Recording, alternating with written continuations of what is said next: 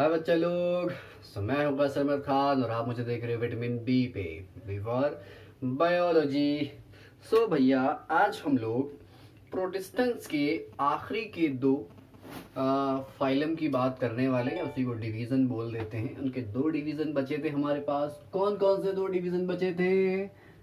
एक बचा था स्लाइमोल्ड्स और दूसरा बचा था क्या? प्रोटोजोअन्स। क्या बचा था? प्रोटोजोअन्स। तो आज हम लोग इनकी बात करें और जल्दी से प्रोटिस्टा को भी निपटा दें। ठीक, अब देखो जल्दी से स्लाइमोर्स की बात करते हैं। प्रोटोजोअन्स तो बात का है तो इसकी बात बाद में करेंगे। ठीक है, लेक्चर को आखिरी तक देखना। बहुत सारी बातें हैं जो नोट्स में आपको नहीं मिलेगी, मेरे मुंह से ही सुन पाओगे खाली बस। ठीक है, अगर स्लाइम मोल्ड्स की बात करें तो स्लाइम मोल्ड एक ऐसा प्रोटिस्टन है जो सेप्रोफिटिक होता है। पहली बात क्या बोली मैंने इनके बारे में कि ये सेप्रोफिटिक होते हैं। अब बात हो जाए सेप्रोफाइट की तो समझ में आता है ना कि सेप्रोफाइट्स क्या होते हैं। सेप्रोफाइट ऐसे ऑर्गेनिज्म होते हैं जो किसी मरे हुए से या किसी डेड ऑर्गेनिज्म से या सड़े गले मतलब ऑर्गेनिज्म पे रहकर वहां से अपने खाने को ऑब्टेन करें, वो कहलाते हैं क्या? सेप्रोफाइट्स। या सिंपली बोल दो जो मरे हुए से खाना ले वो क्या कहलाएगा? सेप्रोफाइट कहलाएगा। ठीक है, अब अगर हम देखें तो इनकी बॉडी जो सिंपली है, ठीक है, ये क्या करती है कि जो भी ऑर्गेनिक मैटर होता है या डिके, जैसे कि पत्तियां सड़ रही हैं, सड़ी पत्तियां हैं, सड़े हुए कल्ले हैं और भी कुछ हो सकता है, उस बॉडी में इंगल्फ करती है और इंगल्फ करके वहां से ऑर्गेनिक मैटर को निकाल लेती है। निकालने का मतलब इन द सेंस अपना खाना बना रही है। तो इसीलिए मैंने पहली बात बोल दी कि इनके लिए ये कैसे हैं, ये भैया सेप्रोफिटिक इन नेचर है। तो पहली तो बात हो गई, ये रहते कहाँ हैं? जनरली सेप्रोफाइट तो किसी मरे हुए के ऊपर ही मिलेगा। ठीक है, कैसे अपना फूड ऑब्टेन करते हैं? तो सेप्रोफाइट की डेफिनेशन ही बता देती है कि सड़े हुए कल्ले, सड़े हुई पत्तियां, फलाने का और भी कई पार्ट होते हैं प्लांट के, वहां से क्या करेगी? अपने ऑर्गेनिक मैटर को ऑब्टेन करेगी और अपने खाना बनाएगी। ठीक है, अब अगर देखा जाए इसके बारे में तो होता ये है कि देखो हर किसी के लाइफ में दो कंडीशंस होती हैं। एक होती है फेवरेबल, एक होती है अनफेवरेबल। समझ में आता है कि जब आप परेशान हो और परिस्थितियां आपके अकॉर्डिंग नहीं है, कंडीशंस आपके अकॉर्डिंग नहीं, तो वो कंडीशन क्या कहलाएगी? वो आपके लिए बैड कंडीशन है, मीन्स आपके लिए अनफेवरेबल कंडीशन है। और जब आप बहुत खुशहाल हो, पैसा हो, खाना हो, सब कुछ हो, मौज मस्ती हो, पढ़ने को ना मिले, तो वो कंडीशन क्या होती है आप लोगों के लिए? वो फेवरेबल होती नहीं होती है। तो ऐसे हर ऑर्गेनिज्म के लिए कंडीशंस होती है फेवरेबल एंड अनफेवरेबल। जो उसकी ग्रोथ को फेवर करती हैं वो कहलाती हैं क्या? फेवरेबल। और जो उसकी ग्रोथ को फेवर ना करें क्या कहलाएंगी? अनफेवरेबल कहलाती हैं। ठीक है, तो अगर बात करें फेवरेबल कंडीशन की तो ये क्या करती हैं? ये मतलब जितने भी स्लाइम मोड्स जनरली होते हैं, ये क्या करते हैं? ये अपनी बॉडी को एग्रीगेट कर लेते हैं। हमने कब बोला? फेवरेबल कंडीशन में। फेवरेबल कंडीशन में ये अपनी बॉडी का एक एग्रीगेट बनाते हैं, जमावड़ा। इसको क्या बोलेंगे? इसको बोलेंगे एग्रीगेट। एग्रीगेट का मतलब होता है कलेक्शन, जमावड़ा। ठीक है, और इस एग्रीगेट को एक नाम दे देते हैं। वो नाम क्या है? ये नाम है प्लाज्मोडियम। क्या है? प्लाज्मोडियम। ये कब बनाया? ये इसने भैया फेवरेबल कंडीशन में बनाया था। ठीक है, और जो कि कई फीट तक ग्रो करता चला था। यही नहीं कि आपको यही मिलेगा, कई दूर तक उधर ग्रो कर जाए, इधर ग्रो कर जाए, इधर, तो मतलब हर तरफ ये हर डायरेक्शन में सेवरल फीट तक ग्रो कर सकता है। ठीक है, तो ये कब की बात थी? फेवरेबल कंडीशन की। अब अगर कंडीशन अनफेवरेबल हो जाती है तो यही प्लाज्मोडियम जो ये बना था, ये जो ये प्लाज्मोडियम है, कब की बात हम लोग कर रहे हैं? ये हम लोग बात कर रहे हैं अनफेवरेबल कंडीशंस की। तो अनफेवरेबल कंडीशन में यही प्लाज्मोडियम डिफरेंशिएट हो जाता है और अपने आप को किसमें बना लेता है? ये फ्रूटिंग बॉडीज बना लेता है। क्या बना लेता है? Fruiting bodies. तो अब जो ये फ्रूटिंग बॉडीज हैं, इन फ्रूटिंग बॉडीज के पास छोटे छोटे स्पोर्स लाइक स्ट्रक्चर्स होते हैं। स्पोर्स लाइक स्ट्रक्चर्स ये फ्रूटिंग बॉडी पूरी बना लेती है। और ये जो फ्रूटिंग बॉडी है उसी के टिप पे स्पोर्स होते हैं। सपोज दैट इमेजिन करो it is just like fruiting body. कोई फ्रूटिंग बॉडी है तो इसकी टिप पे कोई स्ट्रक्चर मौजूद हो, ठीक है, तो वही जनरली क्या होंगे? स्पोर्स होंगे। या हमने सपोज दैट ये बनाया, हमने बोला कि it is a fruiting body. ये क्या है? ये फ्रूटिंग बॉडी। तो इसकी जो टिप होती है, इन्हीं की टिप पे क्या हो जाए? इन्हीं की टिप पे ये स्पोर्स लगे हो जाएं। ठीक है, तो ये फ्रूटिंग बॉडी, और ये फ्रूटिंग बॉडी कहाँ से बनी है, ये प्लाज्मोडियम जब डिफरेंशिएट हुआ है अंडर अनफेवरेबल कंडीशन तो क्या बना लिया उसने, फ्रूटिंग बॉडीज, और उन्हीं की टिप पे क्या मौजूद है, ये कुछ स्पोर्स मौजूद है। अगर इन स्पोर्स की बात करें तो ये जो आप स्पोर्स देख रहे हो यहाँ पर, तो इन स्पोर्स के पास भी सेल वॉल मौजूद होती है। क्या होती है, सेल वॉल, ऐसी को इनकी ट्रू वॉल भी बोला जाता है, ठीक है।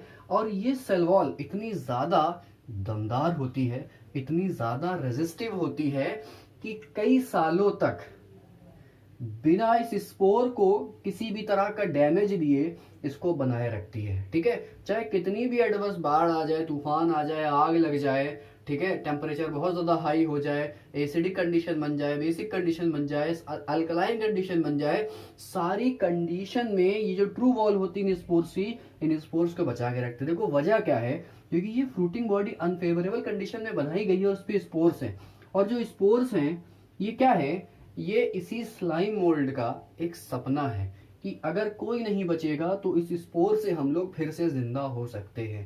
जिंदा क्या, हमारी जैसी फिर से नई जनरेशन आ सकती है, मतलब हमारा वजूद नहीं मिटेगा।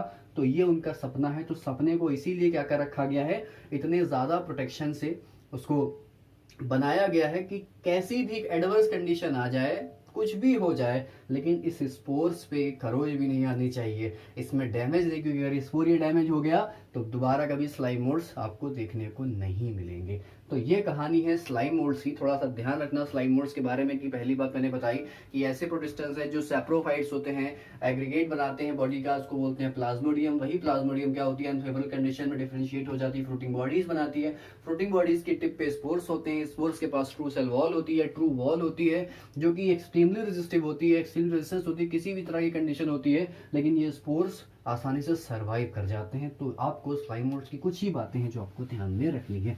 तो ये खत्म हुआ क्या भैया, स्लाइम मोड्स। अब आ जाओ, थोड़ा सा इंटरेस्टिंग है, इससे कई ज्यादा इंटरेस्टिंग आगे वाला है, इसका नाम है भैया प्रोटोजोअन्स। इसकी बात करनी है हम लोगों को। प्रोटोजोअन्स, नाम ही से कुछ क्लियर हो रहा है थोड़ी थोड़ी बातें। प्रोटोजोअन्स, प्रोटोजोअन्स की अगर हम पहली बात बता दें तो जितने भी प्रोटोजोअन्स होते हैं ये हेट्रोट्रॉप होते हैं। कैसे होते हैं, हेट्रोट्रॉप होते हैं, अपना खाना स्वयं नहीं बनाते हैं, किसकी तरह रहते हैं, प्रीडेटर या पैरासाइट की तरह रहते हैं। हेट्रोट्रॉप है तो हमेशा ये पैरासाइट की तरह रहते हैं। जबकि स्लाइम मोड्स कैसे थे, स्लाइम मोड सैप्रोफाइट थे। कैसे थे, सैप्रोफाइट थे। ये भी हेट्रोट्रॉप है, सैप्रोफाइट है, ये हेट्रोट्रॉप पैरासाइट है। ये बोल सकते हो कि प्रीडेटर भी बोल सकते हो। प्रीडेटर मतलब जो दूसरे को शिकार करके खाए वो कहलाता है क्या, प्रीडेटर कहलाता है। प्रोटोजोअन्स के नाम में कुछ छुपा हुआ है, जरा उसको देखते हैं क्या छुपा है। प्रोटो का मतलब होता है क्या, प्रिमिटिव, और जोअन्स का मतलब क्या होता है, एनिमल्स। तो ऐसा माना जाता है कि जो भी एनिमल्स हैं ये सब उनके प्रिमिटिव रिलेटिव हैं। कौन, प्रोटोजोअन्स। मतलब हमारा प्रिमिटिव कौन, प्रोटोजोअन्स। कभी अमीबा मिले तो नमस्कार जरूर करिएगा, आदाब सलाम जरूर करिएगा कि भैया आप हमारे पूर्वज हो। आज हम पहचान पाए थे, बस हमने बायोलॉजी की क्लास करी तो आसान सर ने बताया था, ठीक है। 4 तरह के होते हैं। इन 4 तरह में अगर हम देखें तो कौन कौन से होते हैं। पहला है अमीबॉइड प्रोटोजोअन, सभी को याद होना चाहिए फिंगर टिप पे। दूसरा जो है फ्लैजिलेटेड प्रोटोजोअन्स है। तीसरा जो है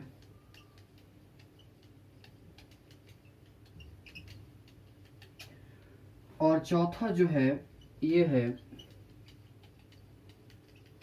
स्पोरोजोअन्स। तो ये चारों आपको पता होने चाहिए कि फ्लैजिलेटेड क्या है, सीलिएटेड क्या है, तो सारी बातें दिमाग में आनी चाहिए।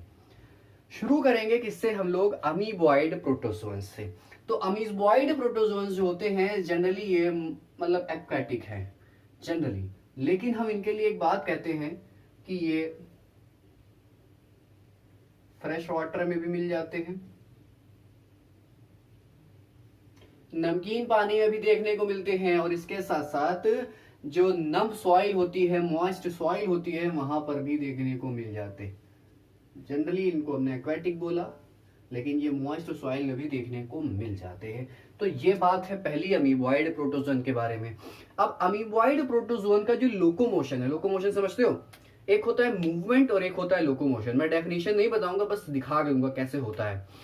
मैं सामने खड़ा हूं और ऐसे ऐसे हिलूं, ऐसे ऐसे हिलूं, इट इज मूवमेंट। मैं ऐसे खड़ा हूं और ऐसे ऐसे अपनी पोजीशन बदल लूं, अपनी पोजीशन बदल लूं, तो ये क्या है, इट इज लोकोमोशन। ठीक है, मूवमेंट क्या है, बॉडी अपनी एक्सिस पे रहकर हिले डुले, वो क्या कहलाता है, मूवमेंट। और बॉडी क्या करे, अपनी लोकेशन चेंज कर ले, ठीक है, क्या कहलाता है, लोकोमोशन। लोकोमोशन और मूवमेंट में यही डिफरेंस होता है। ठीक है, तो ये लोकोमोट करते हैं, इनमें लोकोमोशन होता है, तो बोलते हैं कि बॉडी में मूवमेंट होता है। ठीक है, तो होता यह है जब ये लोकोमोशन करेंगे, और लोकोमोशन जो जनरली होता है, इनके पास लोकोमोटिव ऑर्गन्स होते हैं। उन लोकोमोटिव ऑर्गन का नाम होता है स्यूडोपोडिया। नाम देख लो भैया कितना अच्छा है, अपने आने वाले बच्चों का नाम यही रखेंगे, स्यूडोपोडिया। स्यूडो का मतलब होता है फॉल्स, क्या होता है, फॉल्स। और पोडा या पोडिया मतलब होता है क्या, फीट, मतलब झूठे पाँव हैं। जैसे हमारे पास 2 पाँव हैं जैसे हैं, वो हमेशा कोई अंकल आंटी आते हैं, अच्छा बेटा ऐसा नहीं कहते तुम्हारा एक ही पैर बचा, 3 पैर हो गए, ऐसा तो नहीं कहते ना। 2 पैर वो देख के कहते आज भी 2 ही पैर हैं हम लोगों के पास, लेकिन इनके पास ऐसा नहीं होता। इनके पास स्ट्रक्चर जो है ये बदलता रहता है। अभी ये इस तरह से पड़े हुए हैं, ये इनके स्यूडोपोडिया है, ये सब देख रहे हो, सब क्या है, स्यूडोपोडिया है। आने वाले टाइम में हो सकता है बस ये इस तरह से पड़े हों, 2 ही बचे पाँव, एक भी ना बचे, बनते रहते हैं, बिगड़ते रहते हैं। तो इसीलिए इनको बोला गया है क्या, स्यूडोपोडिया।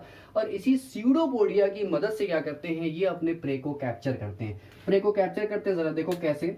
सपोज दैट कि अभी ये बैठे, मूड है इनका कुछ खाने का, ये कोई पार्टिकल है, ये फूड पार्टिकल बोल दो, फूड पार्टिकल है। फूड पार्टिकल को देखा तो मुंह में राल बनी, सलाइवा आया, शेप साहब चेंज करें, कहेंगे आओ भैया, लाइक कम मेरी बाहों में आ जा मेरी। तो उस तरह से आगे बढ़े। जब आगे बढ़े तो होगा ये कि ये जब पोजीशन अपनी ये लोकेशन चेंज कर रहे हैं, ये देखो, तो अपना शेप भी चेंज करा, शेप चेंज करा, तो और ज़्यादा आने के बाद क्या करेंगे, ये अपनी जो वॉल है, ठीक है, जो अपनी मेम्ब्रेन है, इसको क्या करते हैं, इसको यहाँ पर लाएगा, क्या कर देगा, यहाँ पर लाकर ये फ्यूज़ करा देगा। इतना ज़्यादा हो गया, देन आखिरी में इसको फ्यूज़ करा देगा, और फ्यूज़ करा के ये इसी के अंदर मौजूद है। खाए पिएंगे, हंसते साहब निकलते बनेंगे। तो इस तरह से ये लोकोमोशन भी करेंगे अपने इन्हीं स्यूडोपोडिया से, और इन्हीं स्यूडोपोडिया से अपने प्रे को कैप्चर भी करते हैं। ठीक है, मरीन वाले जो होंगे, जनरली हमने बोला कि फ्रेश वाटर वाले हैं, तो फ्रेश वाटर तो इस तरह से हैं, लेकिन जो सी वाटर में रहने वाले होते हैं, सी वाटर में इनके पास सिलिका की शेल भी मौजूद होती है। ठीक है, सिलिका की लेयर अपने ऊपर चढ़ा लेते हैं। जनरली कौन, जो समुद्र में रहने वाले होते हैं, सिलिका की शेल बना लेते हैं अपनी सरफेस पे। अगर हम इनके एग्जाम्पल की कुछ बात करें, तो एक एग्जाम्पल है, उसका नाम है इंट अमीबा। हम अभी अमीबॉइड प्रोटोजोन की बात कर रहे हैं, इंट अमीबा। ठीक, इंट अमीबा कई तरह के होते हैं। एक इंट अमीबा हिस्टोलिटिका है, और एक इंट अमीबा जिंजीवैलिस है। जो इंट अमीबा हिस्टोलिटिका है, अगर ये आपके शरीर में जाएगा तो डाइसेंट्री कॉज करेगा, डाइसेंट्री समझे, पेचिश कॉज करेगा। और इंट अमीबा जिंजीवैलिस अगर जाएगा तो ये आपके गम्स में, आपके WBCs को डैमेज करता रहता है वहां पर। और जैसे बोलते हैं पायरिया हो गया, मुंह से स्मेल आती है, तो ये इंट अमीबा जिंजीवैलिस कुछ वही काम करता है। और समझ जाओ उसका ट्रांसमिशन कैसे होगा। ठीक है, तो जिंजीवैलिस कहाँ पर है, वो कहाँ कहाँ जाते हो, तो भैया जिंजीवैलिस ये उसी तरह से ट्रांसमिट हो जाता है। तो ये बात हुई किसकी, अमीबॉइड प्रोटोजोन की। तो इसकी कहानी हो गई, तो इसको भैया हटा देते हैं। ठीक, अब आ जाते हैं हम लोग कहां पर, अब आ जाते हैं भैया फ्लैजिलेटेड प्रोटोजोन्स में। अगर हम लोग बात करें इन फ्लैजिलेटेड प्रोटोजोन्स की, तो ये भी उसी तरह के मेंबर हैं, कहा के भैया हमारे प्रोटोजोन के। लेकिन जनरली ये सब क्या होते हैं, ये पैरासिटिक फॉर्म में भी होते हैं और फ्री लिविंग भी होते हैं। कैसे मैंने बोला इनको, पैरासाइट भी मतलब किसी लिविंग के ऊपर रहते हैं, उसको बदले में बीमारी देते हैं और खुद न्यूट्रिशन लेते हैं उससे। या ये क्या होते हैं, ये फ्री लिविंग भी होते हैं।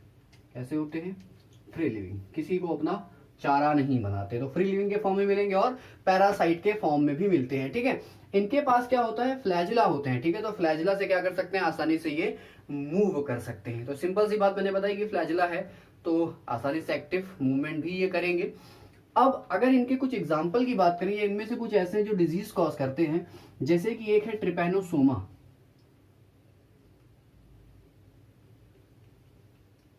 ट्रिपैनोसोमा जो है ये एक फ्लैजिलेटेड प्रोटोजोअन है, और इसको किसी ह्यूमन तक पहुंचाने की जो जिम्मेदारी है वो एक मक्खी की है। जनरली वो अफ्रीका में देखने को मिलती है, उसका नाम है सीसी फ्लाई। और सीसी फ्लाई जब इस ट्रैपेनोसोमा को किसी, मतलब ये वेक्टर है, ठीक है, ये मतलब ट्रांसमिट करवाता है, और ये क्या होता है, ये डिजीज कॉज करता है। ट्रिपैनोसोमा एक प्रोटोजोन है, जबकि सीसी फ्लाई का एक आर्थ्रोपोड है। तो ये आर्थ्रोपोड इस प्रोटोजोन को क्या करेगा, ट्रांसमिट करवाएगा, और ट्रांसमिट जब ये किसी की बॉडी में पहुंचता है तो वहां पर एक डिजीज कॉज करता है। वो डिजीज कुछ लोग उसके शौकीन होते हैं सोने के, लेकिन ये वाकई में डिजीज है, इसी को बोलते हैं क्या, स्लीपिंग सिकनेस। तो स्लीपिंग सिकनेस जब ये कॉज होती है तो थोड़ा सा न्यूरल डैमेजिंग, ब्रेन में डैमेजिंग होती है, तो डिसऑर्डर है ब्रेन में हो जाता है। तो बंदा हमेशा सोता रहता है, सोता सोता वो इतना ज़्यादा सो जाता है कि सोते सोते वो कब ऊपर चला जाता है किसी को कोई खबर नहीं लगती है, ठीक है। तो ये इतने खतरनाक भी हो सकते हैं, इनके बारे में आज शायद आप जान गए होंगे, ठीक है। अब देख लेते हैं भैया, ये एक हो गया। इसके बाद बचता है हमारे पास क्या, ये सीलिएटेड प्रोटोजोअन्स हैं। सीलिएटेड प्रोटोजोअन्स हैं तो इनकी पूरी बॉडी पे क्या होते हैं, सीलिया मौजूद होते हैं। जल्दी, इनकी पूरी बॉडी पे क्या होते हैं, इनकी पूरी बॉडी पे ये सीलिया मौजूद होते हैं, ढेर सारे। अब ढेर सारे सीलिया मौजूद हैं। जैसे आप लोगों ने भैया पैरामीशियम देखा होगा, सभी लोगों ने, इसको चप्पल भी बोला जाता है। कुछ लोग भैया इसको चप्पल की तरह दिखता है तो उसको चप्पल बोल देते हैं, ठीक है। तो पैरामीशियम की अगर हम बात करें इसमें, तो वो भैया पैरामीशियम यही है जिनमें सीलिएटेड प्रोटोजोन से हम लोगों ने इसको रखा है। थाउजेंड्स ऑफ सीलिया इनकी बॉडी पे मौजूद है, और कहते हैं कि इसकी बॉडी के आउटसाइड एक पोर खुलता है, उसको गलेट बोला जाता है, ठीक है। तो ये गलेट जो है ये क्या करते हैं कि अपने सीलिया का कोऑर्डिनेशन करते हैं, मतलब सीलिया सारे एक तरफ बीट करते हैं, और यहाँ पर मौजूद होगा पानी, वाटर मौजूद है। तो वाटर जब मौजूद है तो इसमें कुछ ना कुछ खाने के पार्टिकल भी पड़े होंगे।